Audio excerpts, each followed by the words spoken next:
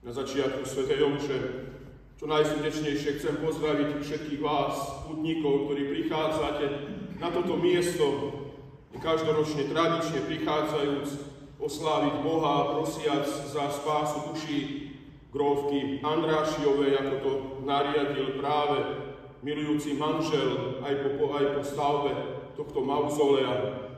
Zvlášť vítam pútnikov z obce Rumanová z okresu Nitra, ktorí prišli v tento dnešný deň sa aj poďakovať a zdať taký hold grófovi Andrášimu, ktorý v roku 1902 pre ich obec a pre rímskokatolícku cirkev obetoval 6 000 vtedy uhorských zlatých, aby mohli postaviť školu a tak vzdelávať svoje deti, vzdelávať kultúru ich obce.